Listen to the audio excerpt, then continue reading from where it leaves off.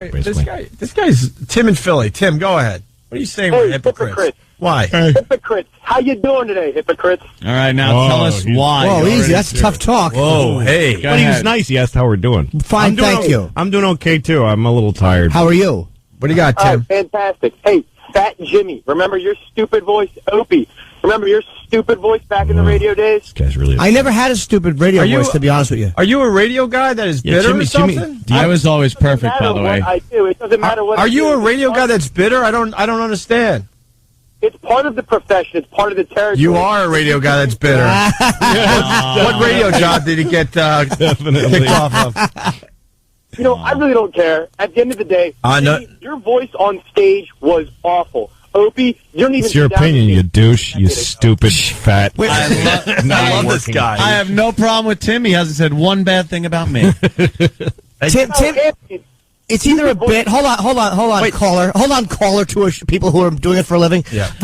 Tim is just annoyed. I never had a radio voice, so where's your criticism? I'm a comic, so I never had a radio voice. And I openly admitted when I got into the business, I did go with the radio voice thing and realized how stupid it was, and was able to I would like to change my further. whole delivery and go, wow, I'm going to try something different, and it worked out for me. Who says you have to be, like, vetted to make fun of something? Who says that you have to have, like, any track record? What if you did, have a funny radio voice? And what if Jimmy never was funny once on stage in his entire career? Right. Why does that mean that we can't make fun of this guy? Who cares? Tim, who says you have to be qualified to rag on somebody on the radio? What happened, Tim? Let's be sense truthful. of Tim, why are you so upset about this? Are you in the business? You do voiceovers? What do you do? I'm not going to get involved in what I do in my personal life, in my professional life. I'm just going baby boy, come on, baby boy. It didn't work out the way you planned. Don't be shy. What happened? Tim, you know, I'm actually going through some tough times. So I really appreciate you bashing me. So well then don't make the radio. Don't call on your tough times, baby boy. We didn't call you, you douche. What's the matter?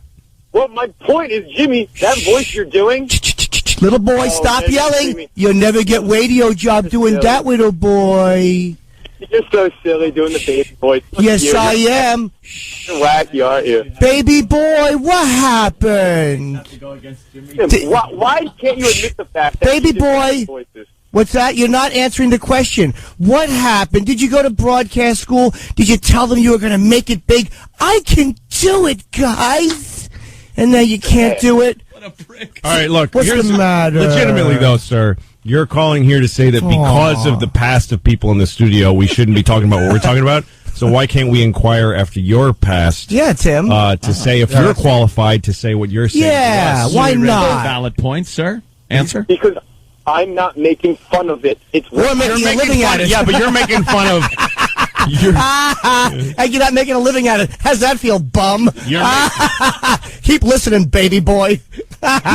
You're saying who are we to make fun of that? I really want to know why this hit a nerve with you, Tim. I don't really understand. What didn't work out, Timo? Come on. Why is this hit a nerve? Timmykins, come on. Will you let me talk? Why? Who else would let you talk besides the entire business? Sit at home talking to a mic like Rupert Pupkin, boy. Ma, please. Go ahead, baby boy. Now I'll allow you to talk. Now. Hold on. I'll allow you to talk on the radio, as was your dream. Go ahead, baby boy. Jim, remember when you were on stage years ago? You're a high-pitched voice. Yes, I do. You're making fun of the inflection of people. But I'll tell you business. An excellent point, Tim. First of all, I appreciate the fact that you have listened and worshipped for so long. But I will say this. I very soon after that recognized what garbage that was and began poking fun at it and shed it. I didn't perpetuate it by continuing to do it. I knew it was garbage. I admitted I listened early on. This is a guy who's probably in the business for a while. He's a major, it's something that permeates the business. He's a major professional now. This is not a guy just starting out with some kind of podcast or very, very local radio. That's why we have a problem with this. So what do you have? The same redundant crap we just regurgitate every day. Don't you realize we talk about our life's experience here? We don't throw a bunch of fancy production in. We talk about our lives. We talk about our political affiliations. We talk about anything that comes to mind because it's a talk show. It's not a phony show where people put on a voice and do things. Don't you find that slightly refreshing?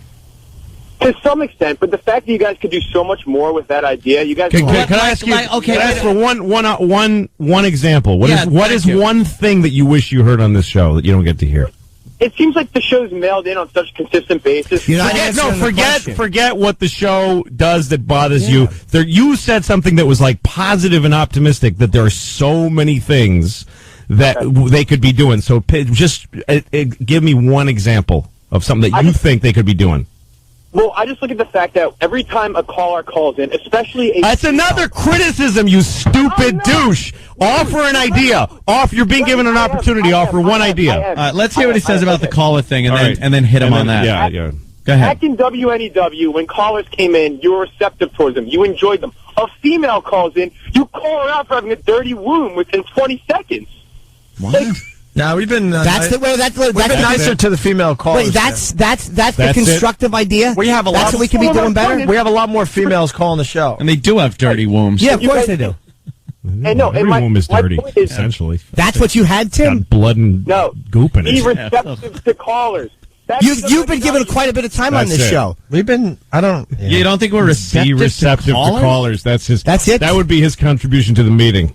I think we need to be more receptive to callers. You do. You know what? You sound like an awful PD. Yep. Someone that couldn't make it on the air is now telling a successful program, relatively speaking, a successful program, that you have a better idea. And your idea is like this vague, washy, bummer. Be more receptive to the calls. We've been receptive to you. Did you work in radio, Tim? Yes, I did. Okay, we know that. All right, doing what? Doing what?